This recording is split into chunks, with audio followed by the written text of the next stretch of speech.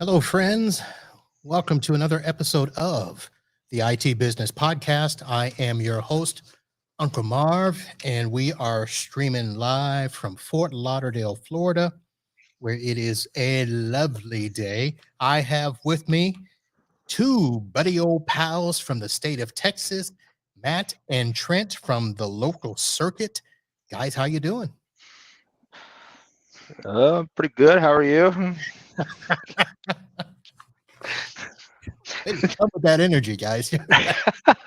Doing good, Marvin. Doing good. Thanks for having us on. We're from Texas. We don't need to get all that hyped up. Didn't you see our Jera on his press conference? Don't have time to waste time. Whatever he said. Oh my god! You guys aren't Dallas fans, are you? Oh, I try to be. Try to be. It's a bit frustrating at times. So I bet it is. All right. Well, for those of you joining us for the very first time, this is the IT Business Podcast, where we share product stories and tips, all in an effort to help you run your business better, smarter, and faster. If you have joined us before, welcome back. And we'll see what we can do for you this evening. The show is presented to you by NetAlly. NetAlly is your ally for network design, troubleshooting, all of the good things that you can do with a handheld tester, everything from checking a cable to finding duplicate DHCP servers, even doing a Wi-Fi analysis. Your friends at NetAlly will be able to help. Our live show is brought to you by Computers Done Right, an IT services provider out of Southwest Florida that not only can repair your PC, monitor your network, they can also do web design and social media support. So for all your needs, computer related, go to computersdoneright.com. And for friends that want to get together and have a great time, learn some great tips and strategies with other business owners, this September 16th through the 18th, join us in Chicago for the 2022nd annual TechCon Unplugged, hosted by our good friends over at MSP Unplugged. And when I say 2022nd, that doesn't mean that there's been 2022. That just means the 2022 version of the annual TechCon Unplugged conference. That is going to be a fantastic time where you can sit alongside other business owners, vendors, and share the stage together, swap ideas, techs helping techs, and that is going to be a fantastic event. Head over to TechCon Unplugged. If you haven't gotten your ticket yet, use the discount code ITBP for IT Business Podcast, and then 75 off. So ITBP 75 off, and save yourself $75 off the ticket price there. So I should ask Matt, have you been to a TechCon yet? I have not. Not yet. I almost went to the last one, but didn't make it, and hadn't had the pleasure yet. Have you guys been traveling at all post-COVID? Well, not post-COVID, but not for work. We're lined up to go to DattoCon September, so that'll be our first work venture. We signed up to go to it last year in Seattle, and they canceled it, I guess, right before, and we already had tickets and whatnot, so we went ahead and a couple of us went ahead and took a trip anyway to Seattle and hung out, even though DattoCon wasn't there. But this September will be our first work trip, I guess, since all that craziness started. what'd you do? Have unrefundable airline tickets? No, but it was just a time to get away, so just made the best of it. All right. So as I mentioned, these guys are from local circuit IT. Matt is the owner. Trent is, I believe you're the big number 2 in charge now. Is that correct? If that's what you want to call it. I'd say he's number 2. Yeah. Well, you are what is the title? Senior technician or something, or executive Uh, director? I don't know. Something fancy. I think it changes from week to week depending on how you work. Oh my One. goodness.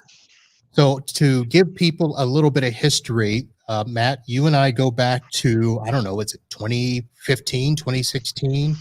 We met at a conference that was at the time SolarWinds, Mhm. their SolarWinds MSP conference. And back then we were just two, you know, snotty nosed kids running business. No, it wasn't that far. It wasn't that long ago.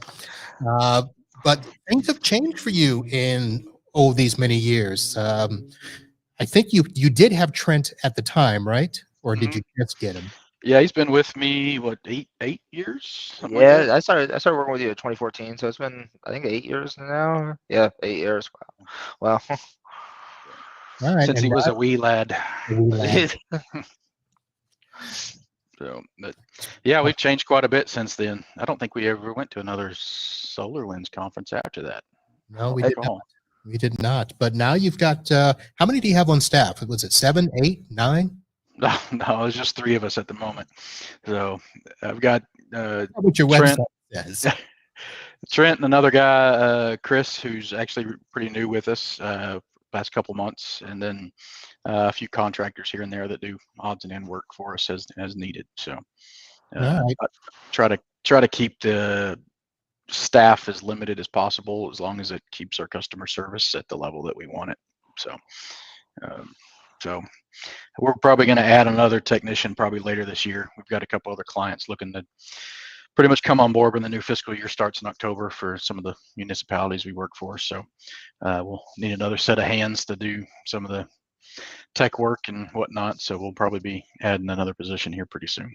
All right. And it was a couple of years ago that you were doing the transition to full MSP, getting rid of residential customers and people that would not agree to sign a contract. So are you fully there yet? Oh yeah, yeah, we're there. We've been there a while. We've got a good uh, guy in town that handles all of our residential work.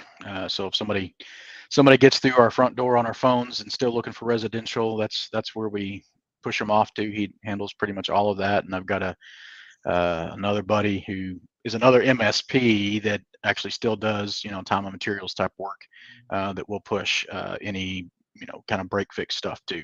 Uh, a guy I've known for a long time, so we don't overstep the bounds, don't poach anybody's clients or anything. So he kind of takes care of any hourly stuff that may come our way that we don't handle anymore. We are 100%, well, I'd say 99.5% full MSP, uh, on contractor, or we don't work with you. And we still have a few of those people hanging on that we've just supported for years that call us every now and then, and we like them enough to help them out from time to time, but we don't make a habit of it. Now, when it comes to new customers that you bring on, what types of requirements might you have in place for a best case scenario with a client? What is it that you want when you bring on a new client?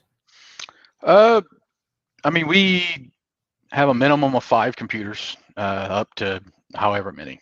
We just don't have any plans that start smaller than 5. Got a couple people that are smaller than 5, but they pay that 5 uh, PC rate. As far as what we look for, I mean, really, we don't have a vertical. We're all over the place, which I like. We've got a lot of several municipalities we work for, police departments, city halls, and then law firms and vet clinics and just anything in between. So I think that's played a big part of us not struggling as much as some other MSPs have over the last couple of years, whose verticals may have been affected by the pandemic and people shut down and things like that. But as far as what we look for, just small, medium-sized businesses who value technology.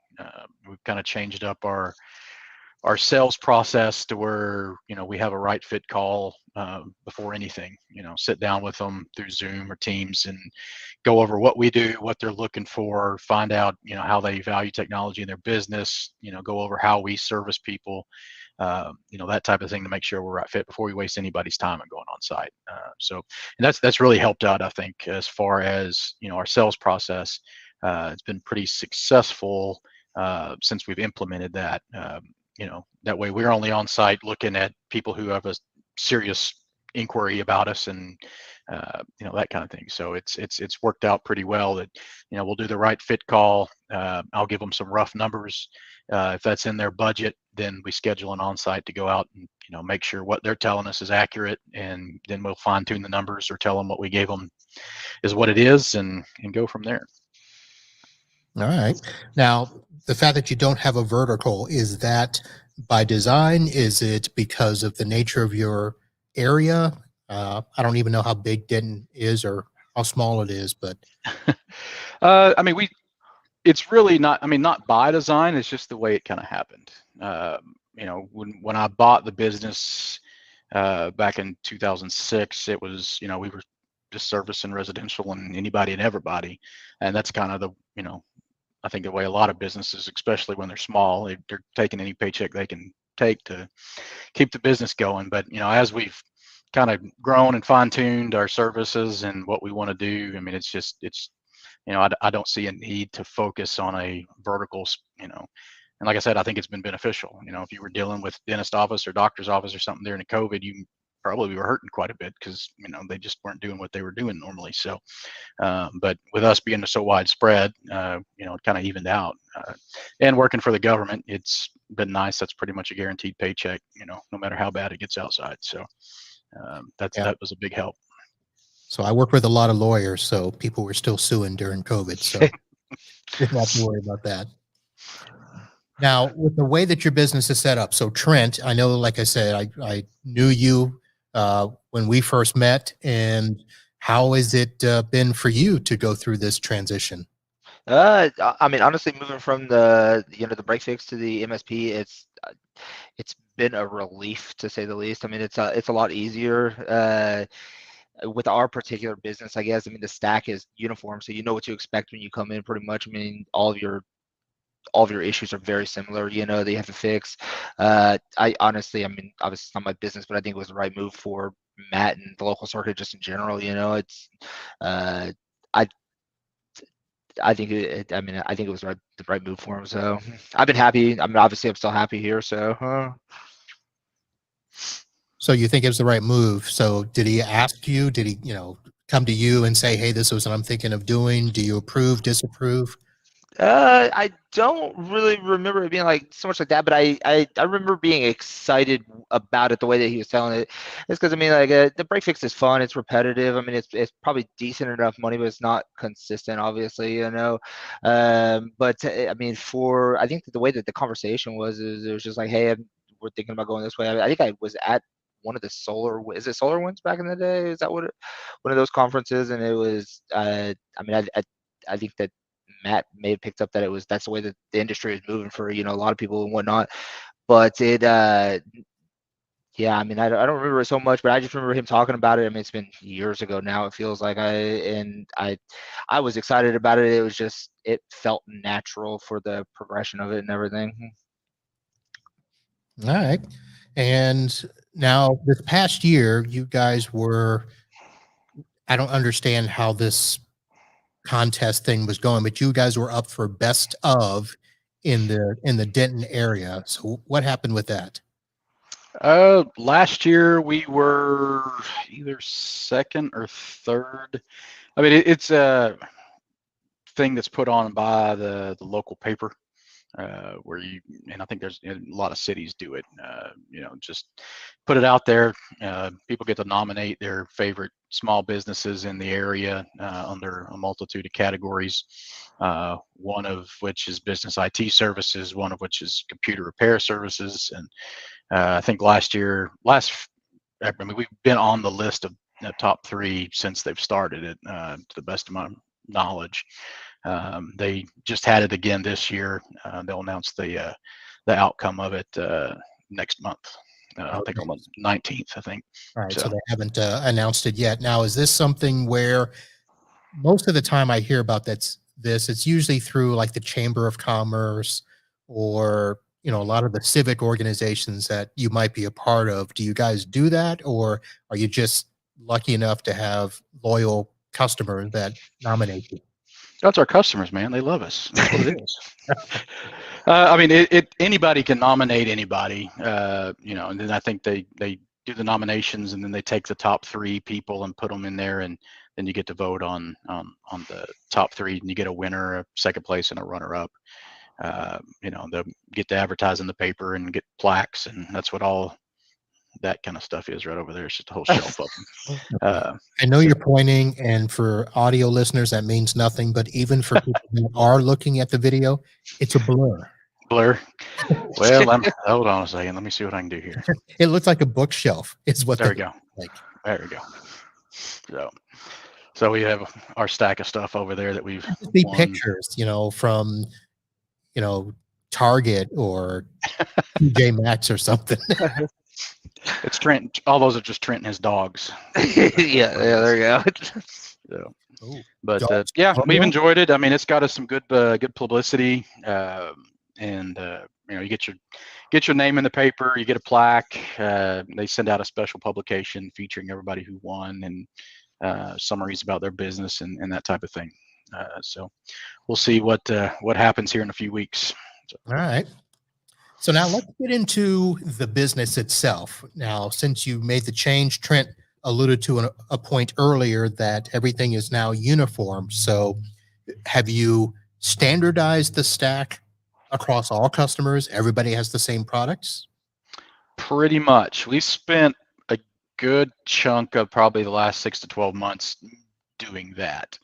I've got a ginormous spreadsheet that goes across all 3 of my monitors where I've got checks and highlights of who needs to get what. And I would probably say at this point, we are 90+% uniformed in our stack across all of our clients, which I'm very happy about.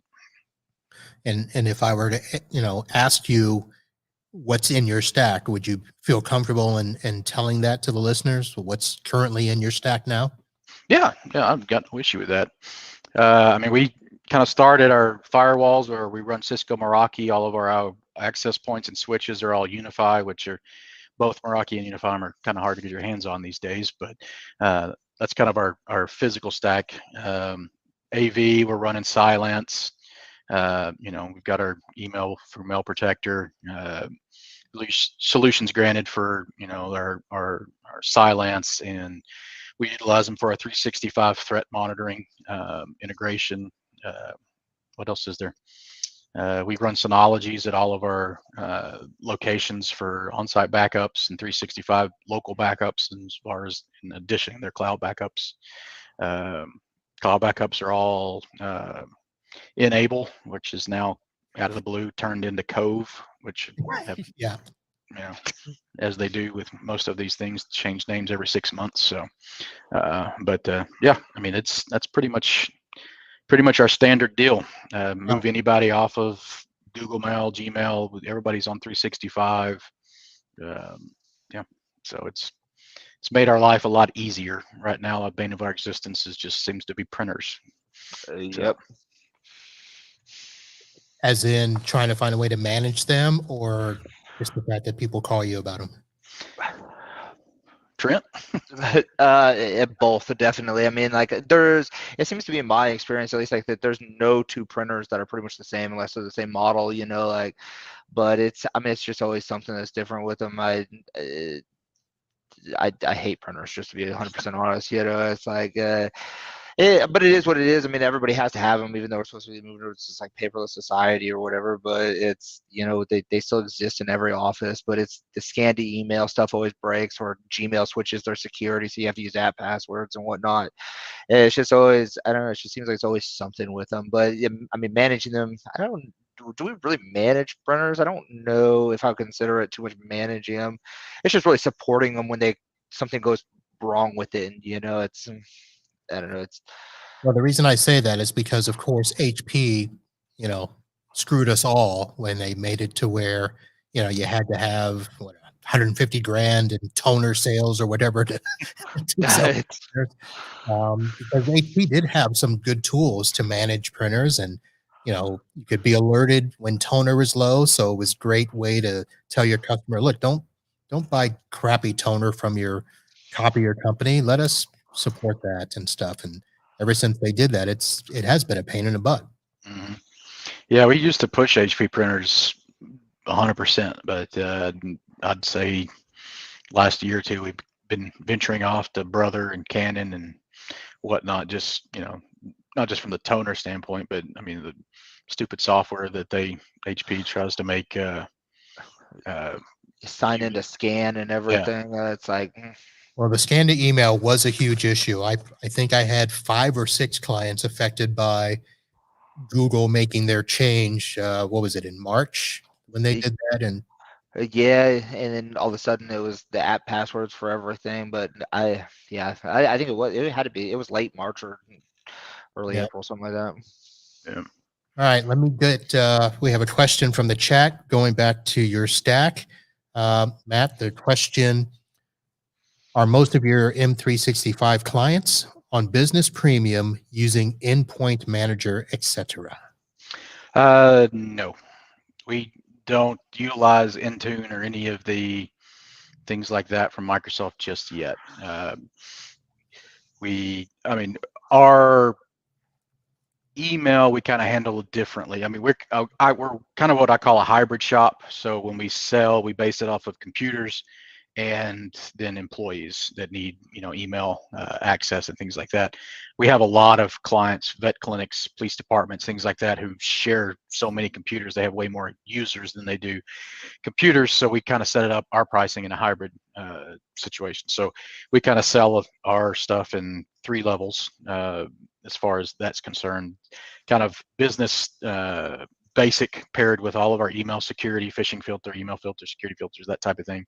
Business standard, and then we kind of go up from there depending on what that specific person needs. So all of our endpoint management's done through Synchro right now. We just haven't picked up on the Microsoft stuff just yet. So Now, are you a Microsoft CSP, or who are you using to resell 365 to your clients? we're a PAX8 partner. That's eight. So that's yeah. So that's who we get 100% of our 365 through. They got good margins for guys like us, and plus that just I like having as many software licenses that we can buy in one place from one place in one bill a month is beneficial from bookkeeping and things like that. So we get 100% of our 365 from them right now. All right. Now, I had a note here. So you are using Cisco Meraki. Now, are you using the real Cisco Meraki stuff, or are you using the Meraki Go wannabe stuff? No, we use the real stuff. A lot of our clients are on the MX64s, 67, Okay. 64 wireless, that kind of thing. Got a few bigger ones out there. We kind of, even though we're standardized, we kind of judge that particular device by the needs of, the client. So if they have more, we buy a bigger one. If not, then we get a smaller one that fits their needs and their budget and that kind of thing. So. All right. And then for the Synologies and the backups, are you using just the built-in active backup stuff or the hyper backup? And then where are you putting your data in the cloud? I mean, all the cloud backups, if it's servers, they all have, we're layered on everything. So servers is using enabler code, whatever you want to call it, for our cloud backups. And then we also utilize their, we call it ransom protect, but they call it their documents backup. So every individual PC that we manage has that on there. It's they don't back up everything, but they back up mission critical office type files, Word documents, PDFs, that kind of thing. And what made us kind of go that route was we were only backing up servers in unless that was something specifically asked for, and everybody works off of map drives, and it got to the point to where they say they worked off of map drives, but they were dragging files to their local desktop and then screwing it up or losing it. And so we just decided to add that to part of our package so that no matter what they do, we've got a copy of it somewhere. But as far as the Synology, we do use the active backup for a local backup of clients' 365 environments. Just to have a local copy of it. We also do utilize the Cove, 365 backup, so we've got it in both places. As far as other backups, we use, and I have used for years, a company called it's backup for work groups for a local backup, and it backs up. It's from a company called Lockstep Systems. It's just a local backup for our servers that we can back up to hard drives or NOS boxes. Allows us to do full recoveries, revisioning, all that kind of stuff for, next, I think it's a license like retails for $200. So any of our clients that have servers, that's part of the onboarding process is all those, that stack of backup systems. All right. Did I remember you using Datto at any point? Used to a long time ago. I started using them, kind of right when they released their, first version of their Alto systems. Used them for a little bit, but I think they have a good product. They're just priced a little high for what we like and what a lot of our clients like. And we've been able to effectively, back up, recover everything we need to with the other systems we have in place. So it's not something we currently utilize. All right. Anything else about the stack that stands out? Let me see. Looking at my spreadsheet, Rockies. We do use Dart Cubed. I'm sorry, what was that, Matt? I said Dart Cubed is another big one that we use. It's, when we looked at our stack, we had a layer of everything except for our, firewall security. Discovered them right when they were kind of starting off. So I've been with them since really early days of their company, to my knowledge. And it's basically almost a set it and forget it type integration that integrates with certain firewall brands, Meraki being one of them. They have a multitude of databases that they compare things to and can auto block. You kind of set it up on a 1 to 9 scale of severity, and you can block 7, 8, and 9, or 8 and 9. So they monitor all the traffic that comes in and out, and then it even has an integration through NetFlow with Meraki to add, sites that people are going to or that are malicious, automatically add it to the block list on the firewall. So if they flag it, it integrates with Meraki, they block it, and they can't ever go there again. And so it's been I love it. I mean, it's like I said, it's almost a set it and forget it type thing. I'm shocked at the amount of stuff that sometimes gets past Meraki that gets blocked by them. So it's always good to have another layer of something on there. All right, well, that's good to know. Dark Cubed is one of the sponsors at the TechCon Unplugged conference. So I will be meeting them for the first time there. And see how that goes. So Trent, while he was going through that, I was going to ask you in terms of what you've been doing on a daily basis, what stands out to you in the stack that you like, and what's kind of like the big project that stands out in your mind that you've done recently. Oh man, I don't know if there's been any like big projects that I can think of. I mean, we've been keeping busy. The whole stack concept is like it was obviously foreign to me before working here, but it's just nice just because I don't think that there's much selling that you need on a unified stack like that. Everything's the exact same. So I mean, I don't know of any big projects we've been pushing out. Does he let you leave the office? Only on Tuesdays. Only on Tuesdays, yeah. Man, I honestly, I don't know. I mean, I really don't know. I guess I don't know how to answer that one. I think our big project that we're starting to evaluate all of our clients as far as starting to move them to Azure. That's our big thing, probably through the rest of the year. Yeah. we've got a lot of servers that are coming up for renewal, that type of thing. So we're trying to evaluate, is it worth them having that type of hardware in their office? Can they get by without it? Do we need to do a hybrid setup? That kind of thing. So that's kind of our big push for the rest of the year anyway. And other than that, I mean, I think the biggest thing we've been doing, or I've been doing anyways, we've had several, I think two, not several, but since our police departments have to go through, government audits, we've been handling a couple of those over the last 6 months that come up every so often. Got to go through a pretty big stack of, requirements that the state and federal government require over those guys on how to keep their data, how to back it up, what they can and can't do, where can they have Wi-Fi networks, and so you got to go through that whole audit process and let them review it and come back and tell you if you pass or fail or what you got to change and that kind of thing. So, dealing with the municipalities, I'm trying to look. I just had a call.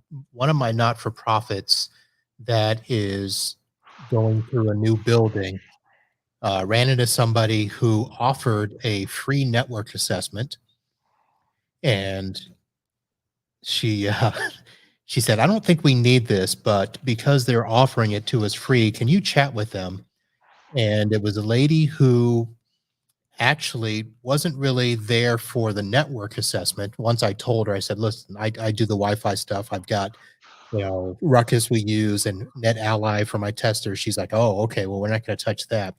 But she works for an organization that is uh, doing with this public safety networks, which the way she described it to me is all of the public buildings have to have some sort of either backup or redundant Wi-Fi and access for first responders and stuff like that. Are you guys dealing with anything like that when you're working with the municipalities?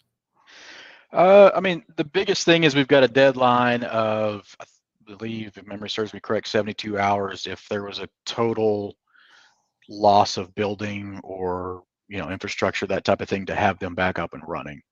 Other than that, I mean, as far as redundant power and all that kind of stuff, that's out of our realm. I don't have any kind of redundant backup. I mean, a lot of our PDs, run hotspots that are specifically, set up to integrate with the county systems and things like that, so they can operate a good chunk of it outside the building if something was to happen. But we've got very specific protocols we have to follow if any of their what they call CGIS data leaves the building.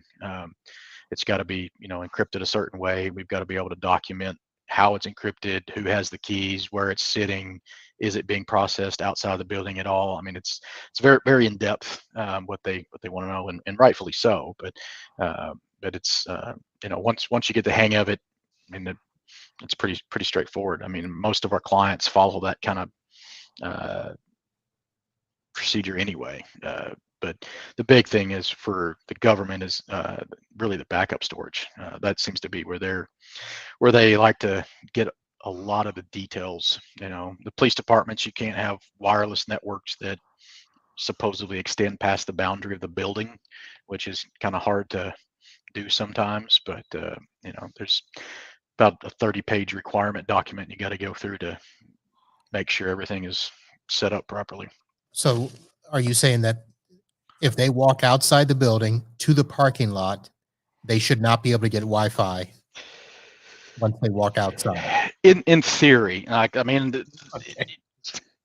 there are Wi-Fi networks outside of the building, but they're usually segmented off to take care of their. We have all our apartments are pretty much set up with a company, something like WatchGuard that takes care of their body cams and their car cameras. So we've got Wi-Fi networks outside of the building to where if they come in range with their car, even if they're just driving by, that the car will hook up and start downloading, the dash cam footage and things like that. So there are networks out there. They have to serve a purpose. They've got to be set up a certain way, but they're internal networks that may have access to, government data. Has to be, you're supposed to limit it as much as you can anyway, to being inside the building. So. Now, how much of your network activity has to be documented? I know you said a lot of the backup stuff does, but are you having to keep logs of, file access, and if something gets removed from the network or anything like that, are you having to get that deep in your logs? We basically have you got to turn on your auditing on your server, your file level, auditing, so that it keeps track of things like that. But I mean, that's pretty much it.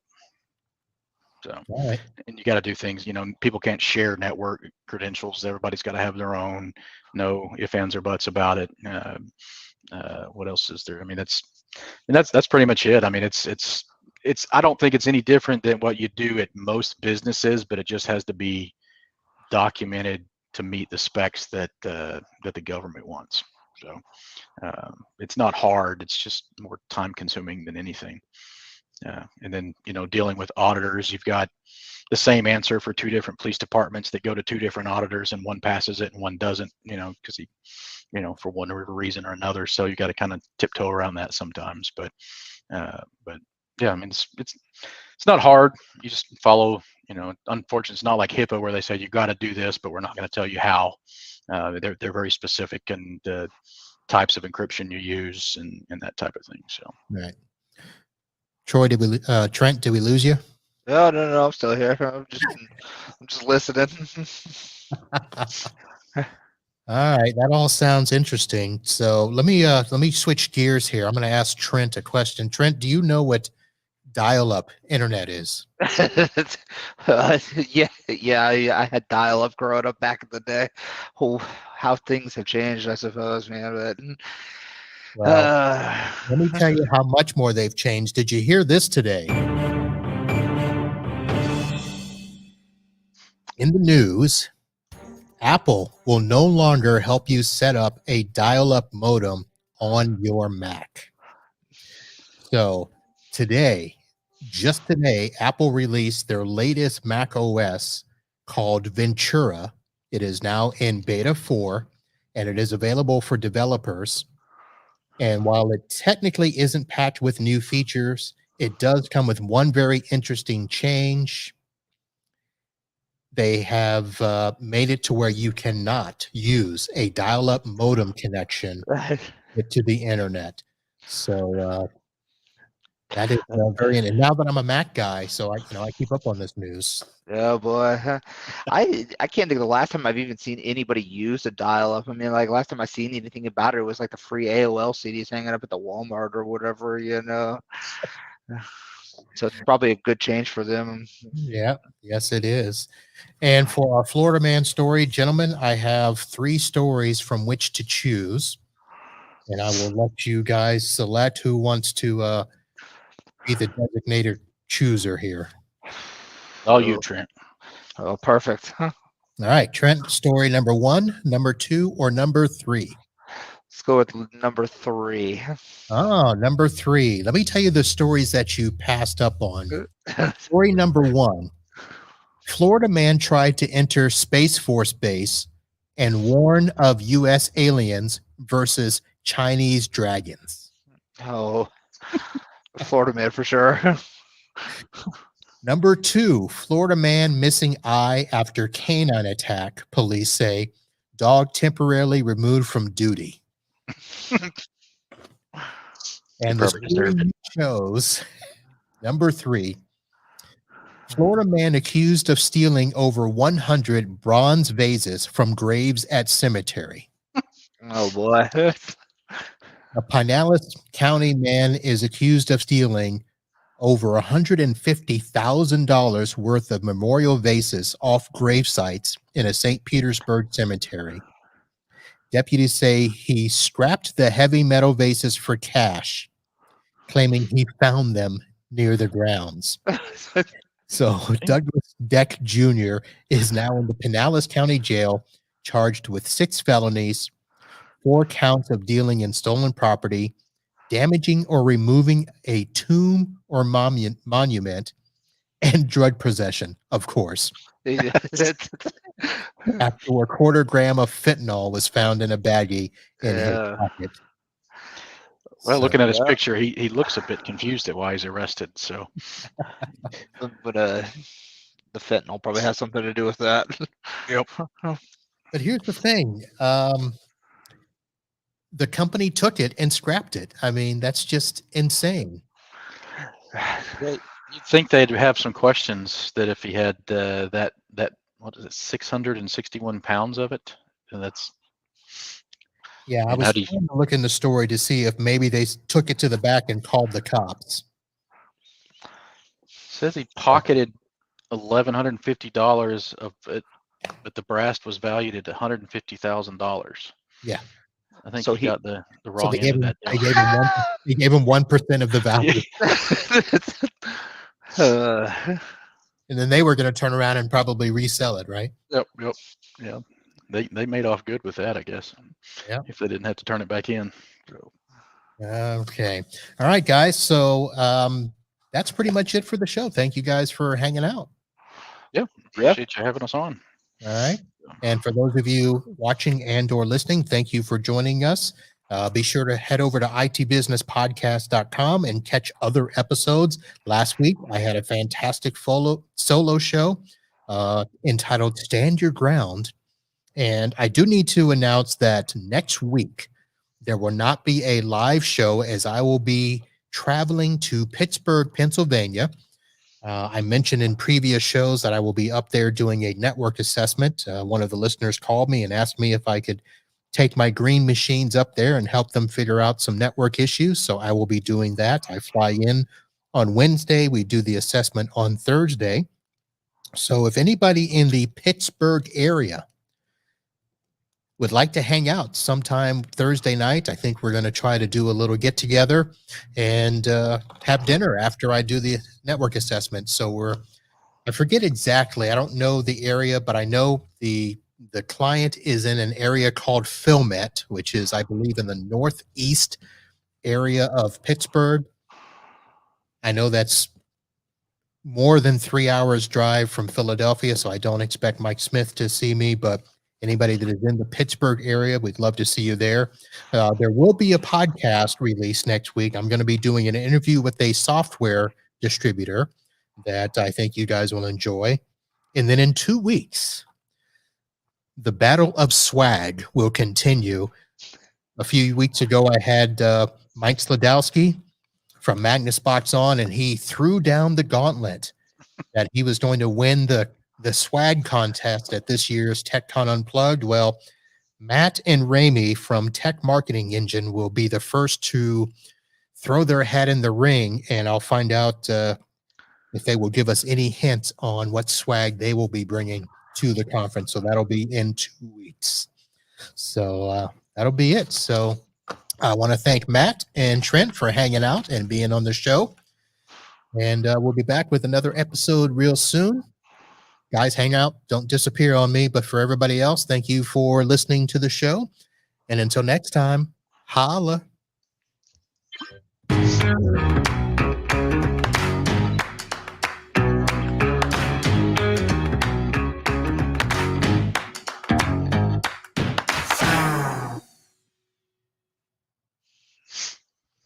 All right.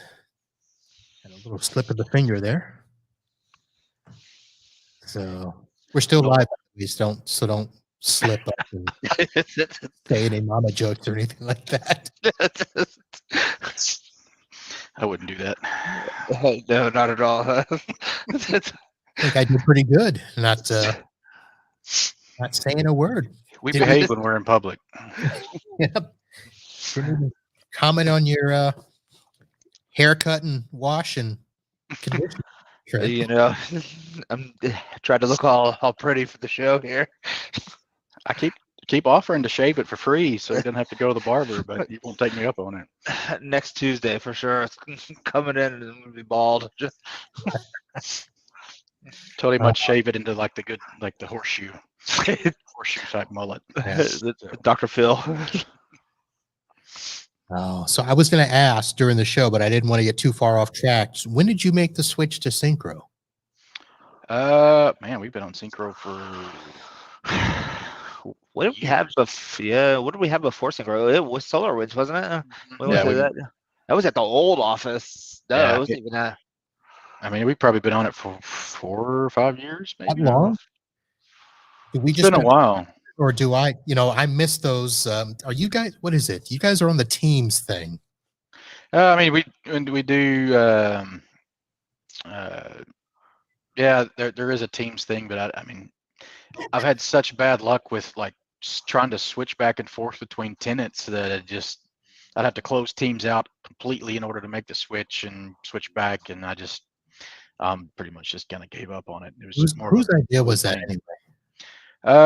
I think Chris was the big push for it, and then but they've come a long way with it. I mean, you can have shared team rooms, channels with where it integrates with your actual tenant, so you don't have to switch back and forth now.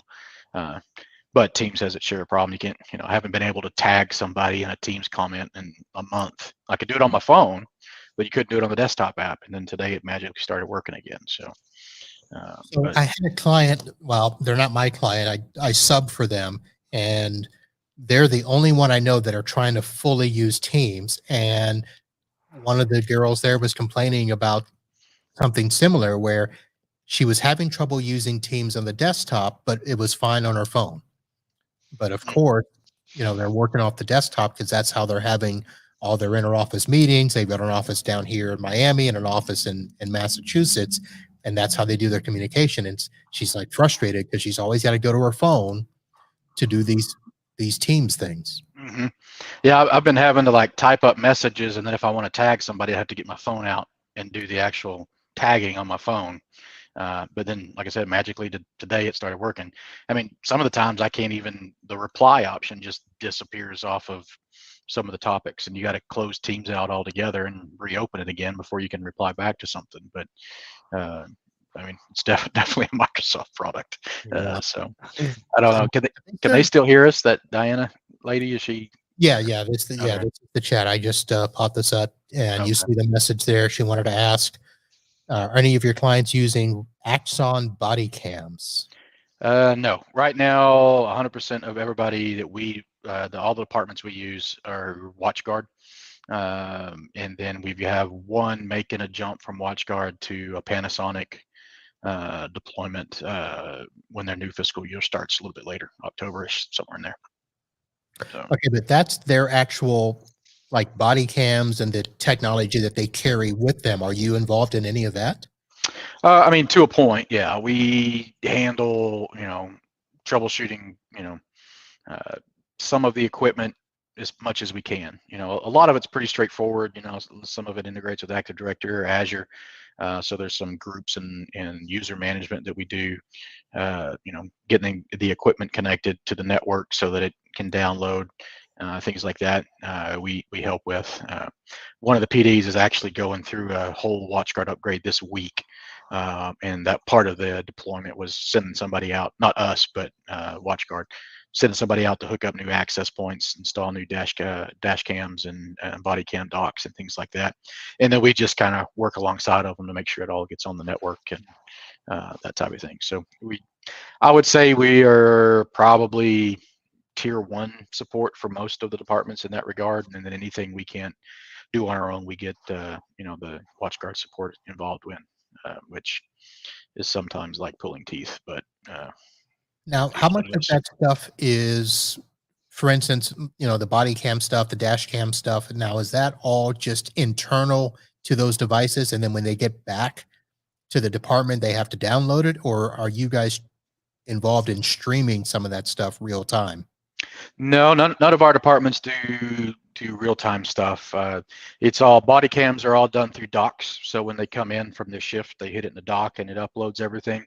They're able to program the cameras with buttons so they can tell it, this is a traffic stop or a, whatever. So it kind of categorizes it and automatically does that when they put it in their dock. The cars are essentially the same thing. They do Wi-Fi connection. So, if they pull into the Sally Port or, the parking, then, immediately they're, whatever footage hasn't been uploaded is uploaded. to a transfer station, and then the guys who have the cloud service transfer station to the cloud. Some of the departments have servers actually in house that it transfers to, and it's these antennas are strong enough to if they're just driving by or around the block, they can grab a little bit of video just as they pass by the station sometimes. So but yeah, I mean, it kind of all runs on, for the most part, on a segmented network, so it's not part of their actual data where they keep case files and things like that. So Interesting. You guys get involved with their tasers? I tried to volunteer Trent for a taser test one time, but he refused to go on site that day for some reason. I don't know.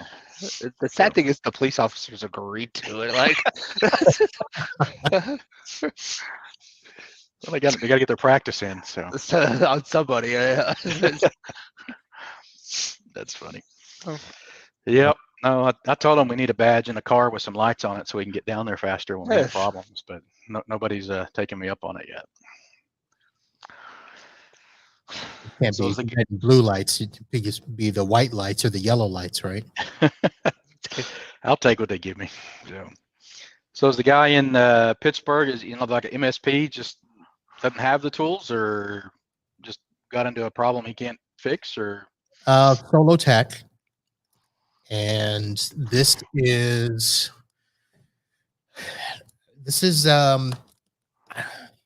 I think he is semi-retired, I guess is the way to describe it. Mhm. So I don't think he's in a position where he wants to be investing too much into tools and stuff like that. And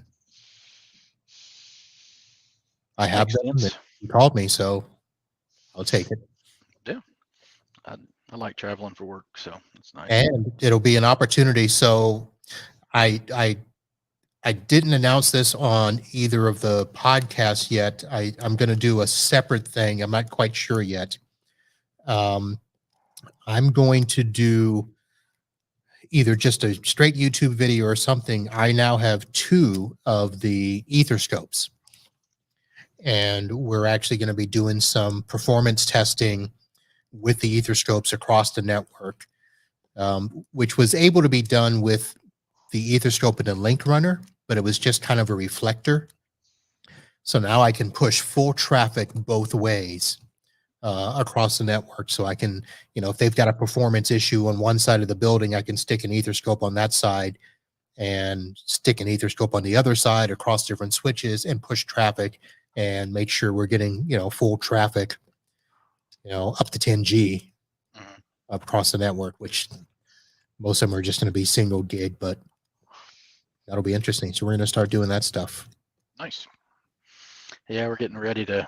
I'm planning out the wiring on the house, the barn door build. We're just about to that point to where I'm trying to deck it out as nice as I can, but we're out in the middle of nowhere. So as fast as I want to be, we're going to probably be on satellite internet or point to point, unfortunately, until something better comes along. But my brother just picked up Starlink for business. Yeah. And we're testing it out. I mean, it's crazy expensive for what it is, like $500 a month. But he's the first person I've seen that's got their hands on it. So we're trying to experiment with it, do some point-to-point settings across from building to building and things like that pretty soon. Does he already have the actual equipment for it? He does. Have you already tested the speeds, what you're getting for it? Yeah, he got. It's not what they advertised by any means. Yeah, Never. Yeah, it's I guess I mean, it's pretty neat. I mean, we got it mounted to his roof, and it supposedly like auto navigates to the proper angle and position.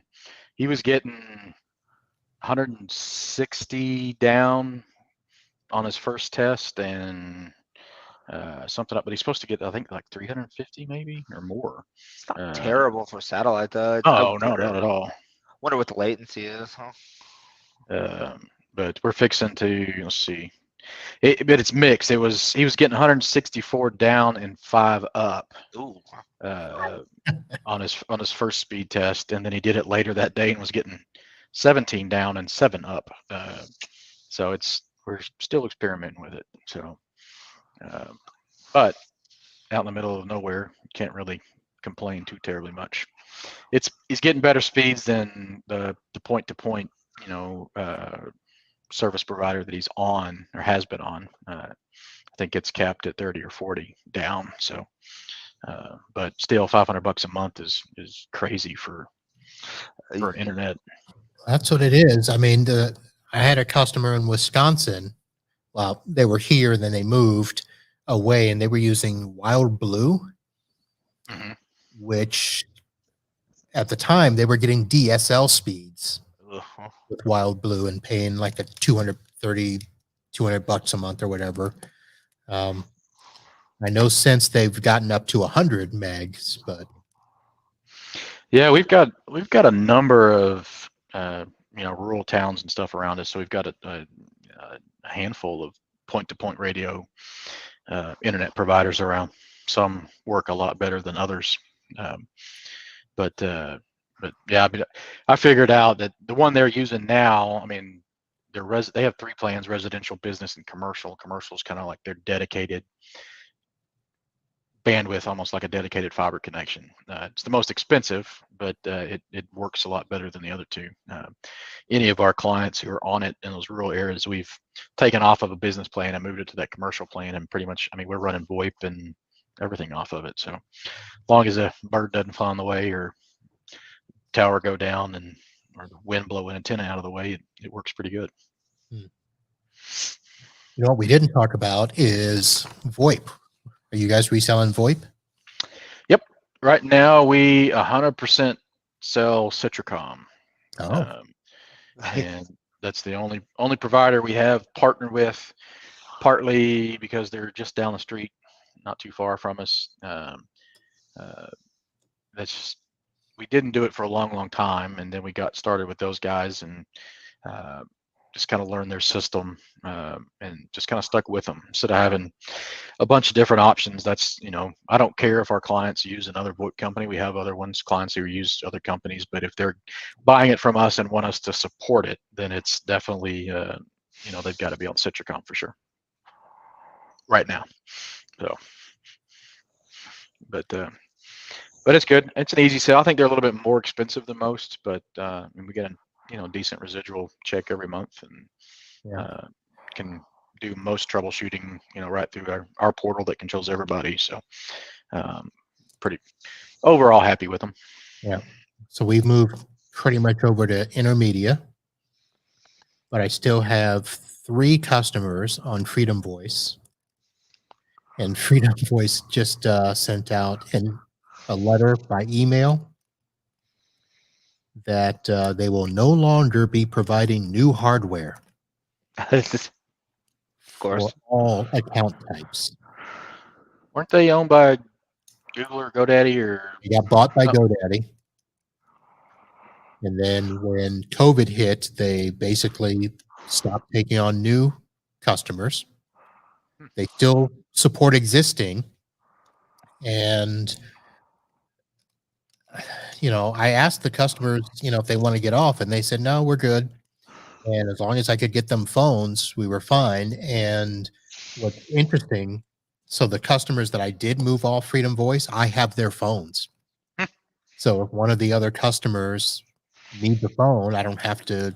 Got a spare.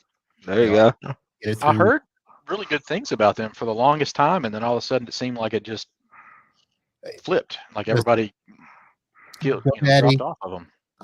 This isn't live on the podcast, but it will stay on YouTube because I'm not editing. GoDaddy screwed Freedom Voice. I don't understand.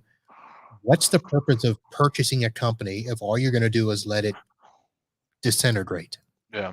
I mean, there was an opportunity for them to beef up this company and support it and, make it better than it was. I mean, listen, I'm not going to say it was, the cat's meow, but it was pretty good. It was, pretty affordable. The support was good, and they gave good margins, which is, what we wanted. 20%. But GoDaddy invested nothing into the company. That is interesting. I wonder if something just fell through on the back end or what. So they're not taking any new clients now? No, they have not. Weird. Yeah, no new clients. They probably should And update their website thing now. I haven't even looked. Do they still have a website? Yeah, I'm looking at it right now. I mean, still Yep, free there. trials and 800 numbers and all Oh, kinds of look, stuff. I type in Freedom Voice and I get MB Systems of South Florida. That's pretty funny. So it's funny what they are doing. So I did have a customer that split last year, was a Freedom Voice customer.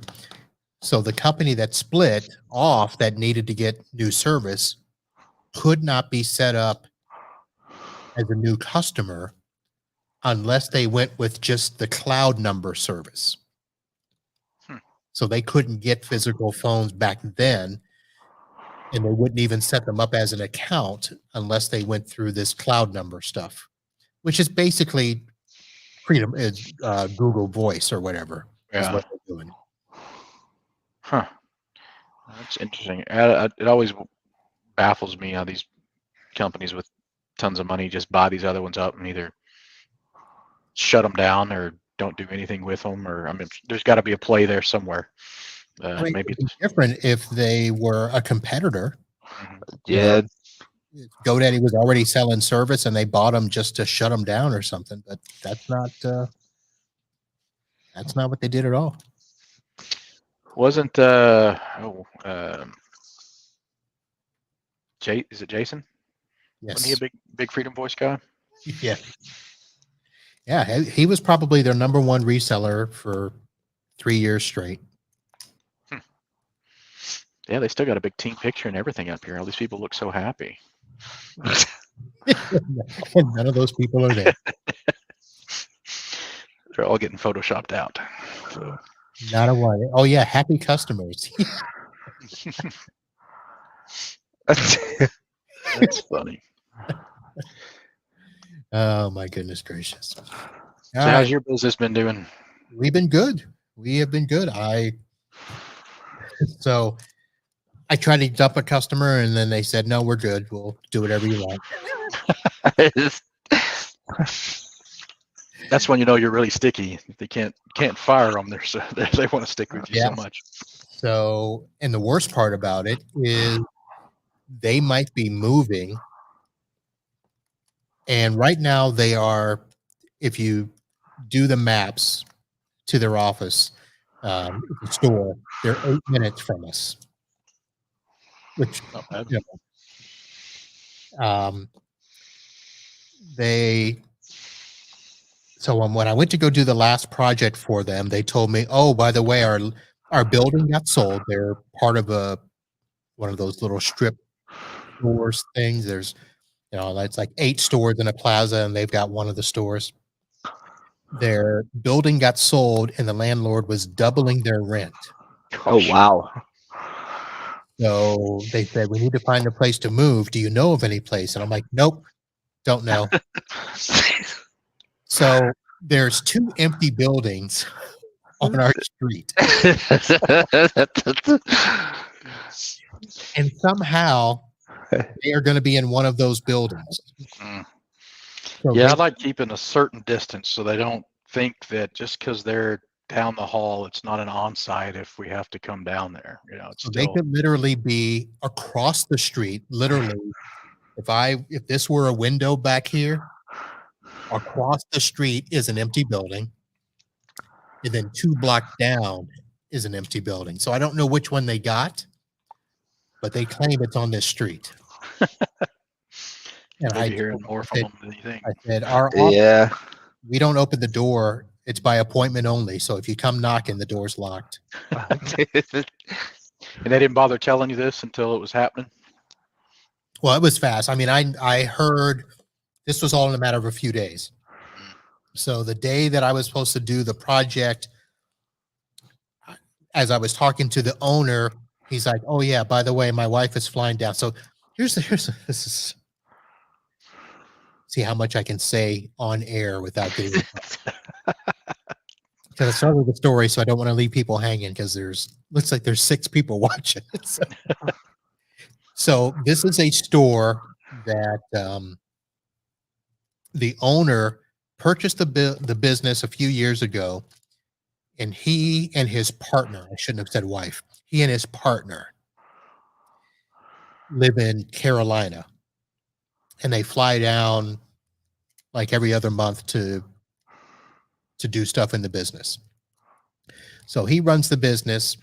She handles the money and accounting and all that stuff. And so when they were getting ready to do this project, he tells her, "Oh yeah, by the way, she's flying down. Our land, the building got sold, and she's going to go down there and try to talk to the landlord, and not have him raise our rent." So that was on a Thursday. By the time I came back on Monday, they're like, "Oh yeah, we're moving, and we got this great space down the street, and it's on the corner of here and here." And I'm like, "What?" And he said, "Oh yeah, we're within walking distance of you." So Their IT expectations just went way up. Oh yeah. their bill's going to go way up. Well, at least they have the ability to tell you. I mean, we've got a client right now that's just like, "Oh, we're planning on building a new building. We need to get all this stuff and wiring." And it's like, "Okay, well, just let me know when y'all get going." And they're like, "Oh, we've already got walls up." And I'm like, "You went from telling me you're doing it to your building's like 90% ready to go and we don't have any hardware, any wiring done or anything." I think that's a struggle. I think with probably all of us is just keeping the communication level. I think we see our clients, and probably a lot of MSPs do, is more of a, we're a partnership with them, and clients see us as just call us when they need us and don't involve us in those big decisions. So that's we've got two buildings going on right now that we're not as involved in it as I think we should be, but we do what we can. Yeah. Well, that's why I like the way I do my business with my customers. They've been with me so long, they know, look, anything, call Marvin. Mm-hmm. Even if it's to say I don't do that, they call me first. So that is great. Yep. That's good. And these guys, I told them the same thing. I said, look, as soon as you get occupancy and need to start doing stuff, bring me in. Because, I told them, I said, even if there's cabling there, I need to test it. Mm-hmm. Bottom line. So I need to test it. I need to see the location, and they're going to need a network refresh anyway. They're still running on I think their server's a 2012 R2. And we've got one we picked up that's still running small business server 2011, hosting their own exchange in their building, and we've got to start working on them here pretty soon. So I've got one of those. New takeover. So the guy I met with was like, I set this up in 2012 and left the company, came back last year, and it hasn't changed at all. Like, it's just been sitting there for 10 years, somehow managed to stay working. But so I don't really call them a customer even. They're not on any contract. They won't get support anywhere else. And I tell them, look, I will support you if you upgrade. They have, God, I wish I could tell you about these businesses. This is another weird little business. They have a database software that they need to upgrade, and it's going to cost them like $80,000 to upgrade. But the products that they sell are like $5 bras.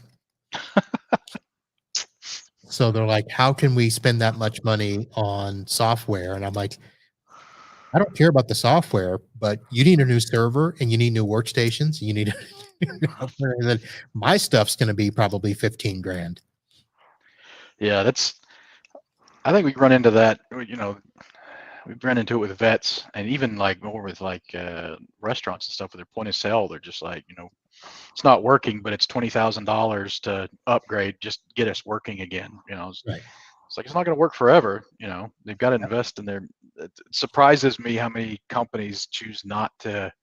They'd rather put up with the problems and the headaches than to invest in the technology to make their business run better. Oh, And this is a that's- perfect example where I tell them, first of all, again, we're not doing anything for them. So they have no backup. They have a 2003 small business server. Oh wow. That's how old it is. What? And they're still running their mail through that server. And I said, look, we're not touching anything on that network because if we do, it all gets upgraded. And I told him, I said, think of it like the Florida building code. Where, if you lose plumbing, you have to upgrade the plumbing for your house. I mean, that's what I tell them. Yeah, that's. I don't know if they don't realize the risk they're putting their own business in by operating that way, or then of course it's always our fault if they choose not to do it and it doesn't work. I always tell them, I said, look, if it crashes, you're done. Yeah. Don't at this point. I'm like, don't even call me if it crashes because I don't want to know. Do you use any kind of waivers? Like do you have clients that if you tell them, hey, you need to do this and they choose not to, you have a waiver saying, hey, this is not my responsibility anymore. You need to sign this saying we talked about it. No, we don't do waivers anymore. Basically,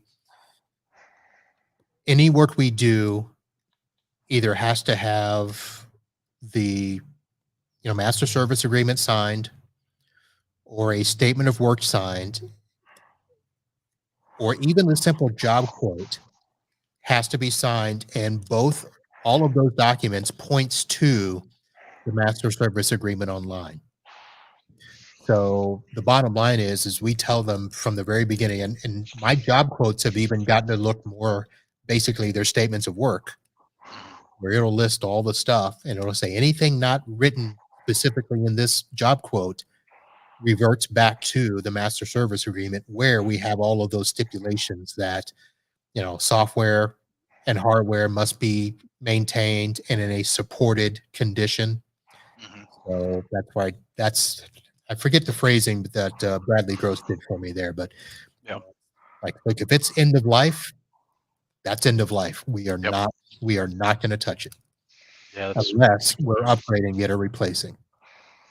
Yeah, I mean, I bust it out every now and then. If I make a recommendation, it tends to turn the tables a little bit. I think they realize how much more serious it is if you're having them sign an agreement that says, "Hey, I'm not responsible for, your email if you don't run it through our email security filter or whatever it is." I would say more often than not, once you present them with that document, it seems to change their mind and they get on board with you. But we keep it on hand just in case. But yeah, being standardized, it's you don't run into it too much. And making them sign every single time. Mm-hmm. So if it's not part of the monthly agreement and they ask for something, sign away. Sign it. Here's the job quote. Here's a statement of work. Here's this, and all the same stipulations that we had before. Yeah, but I just need you to do this. Sign it. Just one mouse click, but you still got to sign. All right, let me end off here and say good night to everybody that has stayed and enjoyed our conversation. And again, no live show next week, so I will see you in 2 weeks. I was going to do the 2-2. But thanks, folks. See you soon.